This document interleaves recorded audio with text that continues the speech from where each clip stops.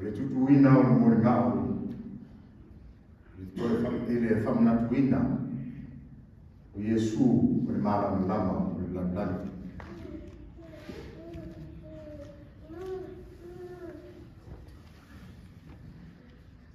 o te mumulava ona fafailoa i atu le ama mani whaatotene i le maru tatu e karasia e pa ia ona o tatu te maa tina matua ia whapea le maru te mali i mwhailao pare tua matausi tuku lama tala hou se i o lama i tatu whana witi maru le soi fu maua ma laki na ma maru le ngā bue ia tātou sāwhia ngai ai ma ngā kuenga māsani ia whamaru fu tāpua i nisi o tātou sāwhia ngai ai ia mawhi au ma tāpua inga i tonu maru ia mo ta lau aftai foi le lofa le atua pe ona kuia ai a tātou whana uma sāwhia ngai ai a aonga o nisi o lātou whamamoi ai a vea ian nei taimi o te whaftai atu ai ina mamaru le karisi e tusa ai ma nei amanoa mo whai ona maua e au tau ina ai vea lau tangata whatau waa mo le ngā ruenga wholofola i tala lei o le uku o le atua o te whaftai o te mawhai whiau pāpea le sengo whailau e tusa ai ma soswani ai mai se uku whamahosi ma uku a ngā e tusa ai a o whaawa waipea lau ola fia au auna mo le atua o te whaftai atu fōi si o te mahi a pea si o tō rua ma si o whanau ai mai se o wā inga uma e tusa ma lāku tapo inga ai mai se a lātou taro moa o la whaftai siri ona o le alofa le atua e tusa ai ma lona ngā ina o tangata vai vai ma le whatau wā ina ia au tau ina mo nei whaiva tā ua o lona lana ngā kuenga ya salu o tatu le fatasi lava mai a nisi o tatu e kalesia au tatonu mai ga ha e ua ro nasi auto nasi ya mai se o e o le o ato ton marosi au tatonu mai la to nga ma tatu ro fai tatu tapo ina mai fa mauni male amoto awa lava ne ia te mātou, deri ie, a ia kuina atu lava ni inga ia te oe, ia soro mātou ola. Amene. O mai am, o le a tātou tāpua i atu i atua. Come, let us worship God. E tusi o whiwhia, o nei asu sāma o mai se lamo, se lau sifuru mariiba, a mata foi tau mai le foi o iba sfuru matitu se fa ngata se la mo fa a o le a o foi tau ina mai se la mo le bua se fa ngata se la mo fa va fonga ya foi tau ina o tele ya pese ya fa msinonga wa o ya wa mai o ya tia o mtua su mo lie a o fioma lo o sini lo le meli lo wa fi au te amawa ai le lotu mata o le mea lea o te ino ai ki ala peru malama amen amene ma amene o matu nga o e lava o le aunga ma le amatanga o lo matu ola le neita iau o mawhai o na whatamu le matu sauninga e atua mana awina mai oelo ngā paia. Papaia ina, atai tō rua ina ia, whaia ona whaia le mātou sauninga ni a nganga tō tasi, o ala ia Yesu Kiriso mātou tāra o mai. Amen. Pese bi inga, se lau lima sukuru matou, se lau lima sukuru tātou pese, a whio mai a Yesu e, nā a whio mai. O nau tele i ate koe, o mātou roto nei. Se lau 5 sukulu ma tolu tatu pesi. Taru i inga ma whawhatai, a whatu sewa, anisi o tatu manonga. This is the eloquent time we have for our prayers, our praise and thanksgiving, our confessions, and some of our intercessory prayers. Tato wifo ma maularo e tua tato tato. Io di io oe tama e alo le makasa. O maruia pespesenga o matulangi ina ne taia fo. Wa le mamapu ma le viinga ma le whaneta. Wa te taulava ma o ono o oe le matu tama. Oe o le tupu le li o li. Le ai ses, le ai sa wamatanga, le ai fo i sa ngata. O matu tama o i ai. Oe mai le mawau, te iau o whakapau. Pamaro pule whaftai. Le atuai, oe o le tufunga matai sang, a e whai ane wani mo nimo ma le atu labla. Poto lau whanau. Ina o wawa lata le nei asu sa, o na asu sa o tuana. Au le tere o ano wai ma le lau sanga o matu whamamoe. Sa tu watu ia te oe. Manisi sa whatamuina, nisi sa le mawhai o whatamuina. Ai peita, o lo whatu le noa. Mātou te lamona ia, sa e mafuta, o mātou te iunga.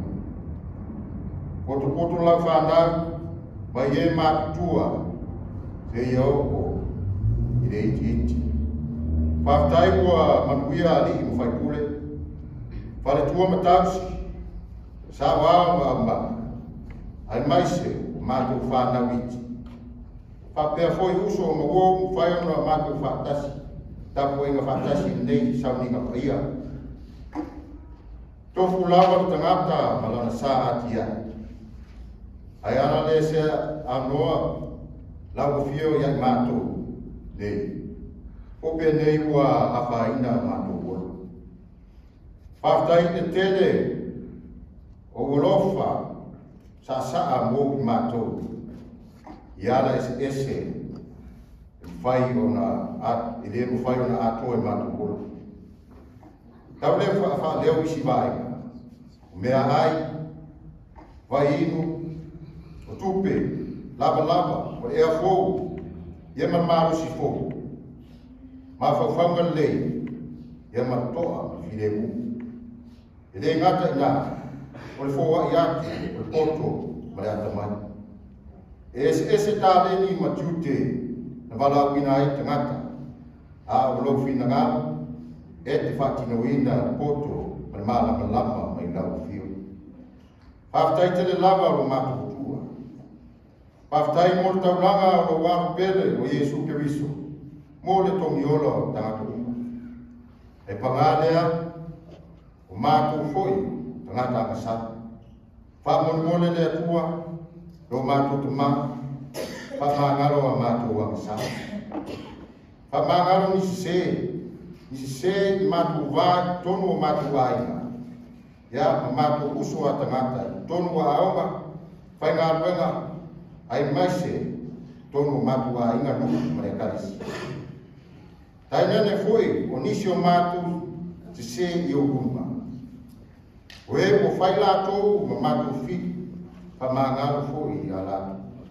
Pa māngaro o mātou whamaurunga le tere o mātou ufuanga ma whamaungoe, tonu o mātou wolo.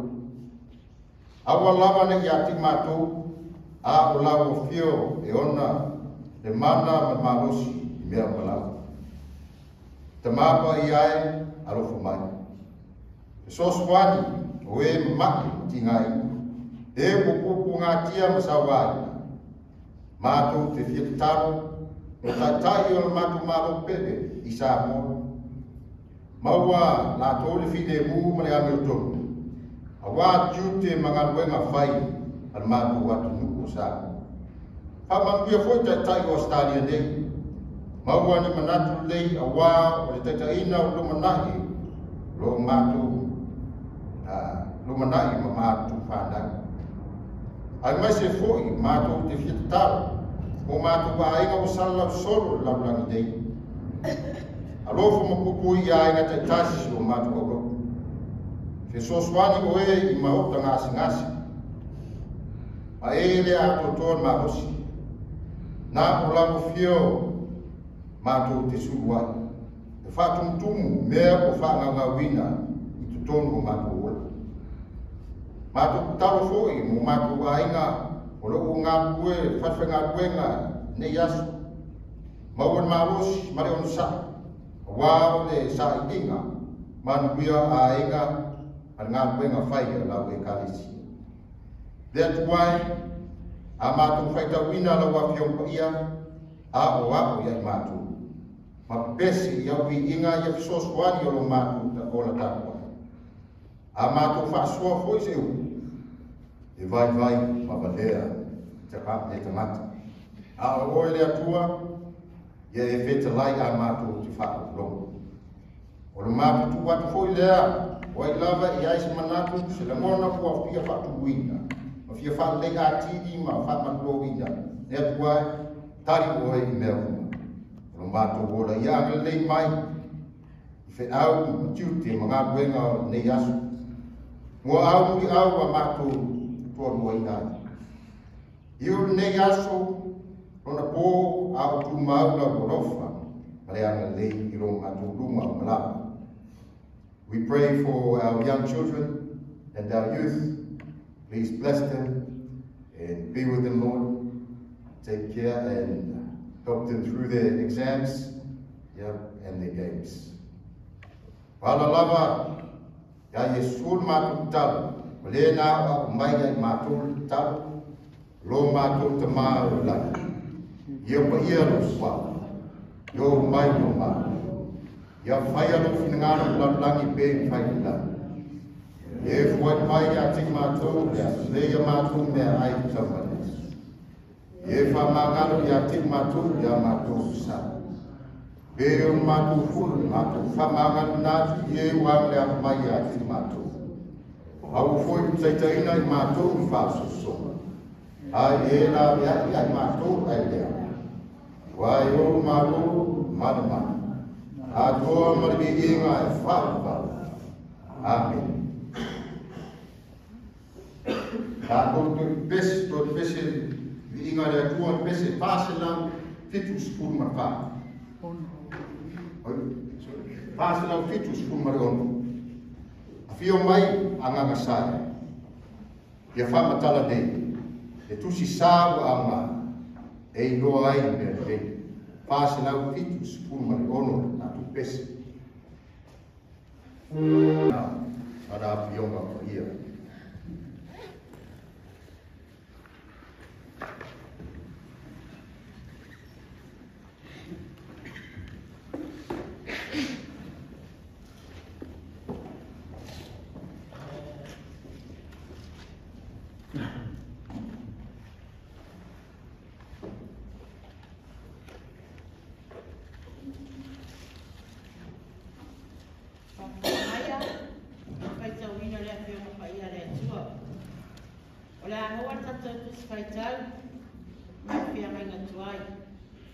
Jeremia, George Fulman Tassi, Amata Faita, Louis Fulman Fitu, Se Famata my George Fulman Fa. Jeremia, George Fulman Tassi, for you by Louis Fulman Fitu, Se Famata my George Fulman Fa. Tato Faita Pian Tato Masanyan. Profeta I mai Yehova, Fauta, Yo o mai o na aso, o te toi na ai le fua o tangata, ma le fua o manu I a ino Israel, ma le a ino Yuta. Leo na ora ma e a te tātou, na ia o le lina, ma le whitia, ia o soro e hoi, a whao matia, a whaatima ina, a whao pia foi o reo leo I a te tātou.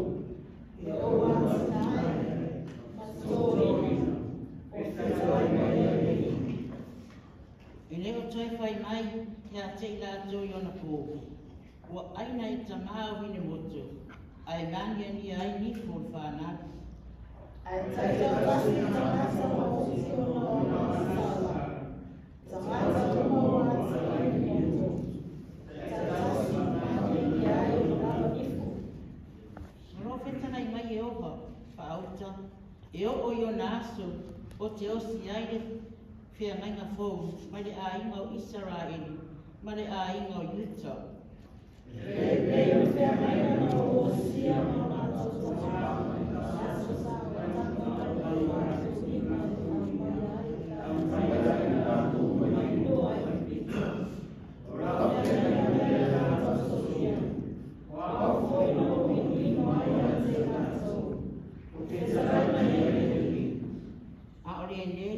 I whia ngainga o te osia ma le a inga o Israeli, pe ama vai I aso, o lo whetalai mai ai I oba, o te tui na atu, o te tui ina la tu la fono, I tonu ia te rātou, ma o tusi ai o rātou roto, e whai fōi a o mō rātou atua, o I rātou fōi e whai mō nu. Tōsi o mai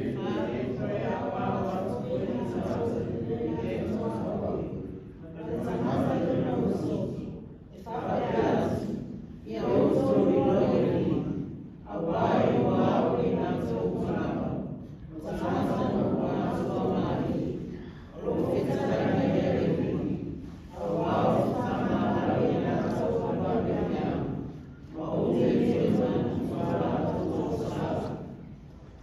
O tus whaitaro na rua, o le anoa mai rea I whia mai ngā fō, Lukas un ma le vāru, pai uku e mua mua se whangata mai le vāru. E wangaria tusi ai Lukas un ma le vāru, pai uku mua mua se whangata mai le vāru. Tātou whai tau pēo na masani ai. Wa whetara I ato ia I whata oto ia te rātou. Ina ia talo so e tau ai. Awa le wha mai vai. O whape atu. Sai tasi ai whamasino. E matake le atua. E ora fōi tangata. Sare le ai. Sare ai fōi le tasi fine. Sai ai fōi le tasi fine. O otiran tani. Wa anu atu ia te ia. O whape atu. Ia e whamasino atu I le ua iai au mea. Mai ai e mai ai o ia. Ai o ia e whapai o ia e o roto. E ia e o e matau e atua. Ma o le awa e mata. Ai peitai, ona o le whaso e sa mai a te au fine nei. O oti lantani. O te whamasino I ana mea. Ina ne I whati ngā mai a te au. I lona sauso. O te tai atua e Ia o tō wharo mai e uko e whamasino a te whenua. E ui lawa ina tau mai e rea tua I ena ia whiwhiria. O lo alalanga I rātou ia te ia I le au ma le pō. Pe a whamasino ea o ia I a rātou mea. Ma le varu, e te whātasi. O whai atu ia te o e wharu whamasino ia o rātou mea. E tai a whātasi te i tamata. E mo e whakatu I ngā rātou. Ia whamaria mai rea tua paitau rina rana whia mwaia.